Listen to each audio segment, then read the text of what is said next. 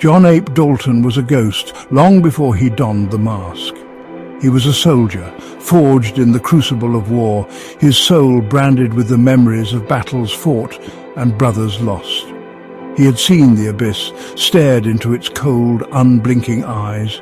It had left him hollowed out, a shell of a man haunted by the echoes of gunfire and the screams of the dying. He returned home a stranger, his experiences a barrier between him and the world he left behind.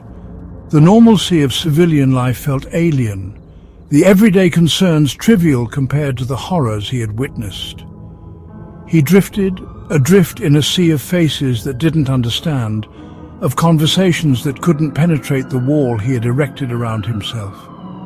Seeking solace, he moved to Arcadia, a gleaming metropolis that promised a fresh start, a chance to bury the past and embrace a future free from the spectres of war. He sought anonymity in its bustling streets, hoping to lose himself in the rhythm of city life.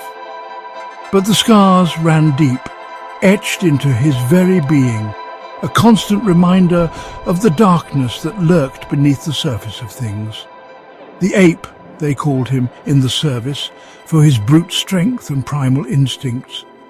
Little did he know the name would become a prophecy, a mantle he would wear in his fight for justice. Arcadia was a city of shimmering facades, a place where wealth and prosperity masked a festering underbelly of corruption. Beneath the sleek skyscrapers and manicured parks, a viper's nest of crime and depravity thrived. The city pulsed with a hidden energy, a current of fear and desperation that ran beneath the surface of its carefully constructed perfection. Ape found work as a security consultant, his military training making him an asset in the city's private sector. He moved through the city's elite circles, a silent observer in a world of power lunches and backroom deals. He saw the rot firsthand, the casual disregard for the law, the way power brokered influence and silence bought complicity.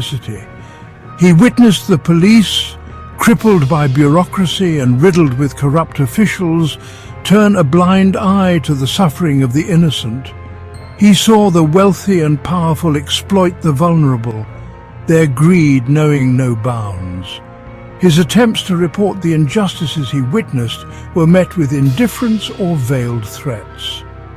The city's gleaming facade began to crumble, revealing the ugliness beneath. The apathy of the people, their willingness to turn a blind eye to the suffering around them, disgusted him. The city that had promised him peace had instead awakened a slumbering rage, a primal need to right the wrongs that festered in its heart.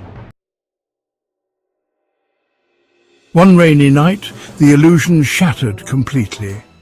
Ape stumbled upon a group of men assaulting a young woman in a deserted alleyway.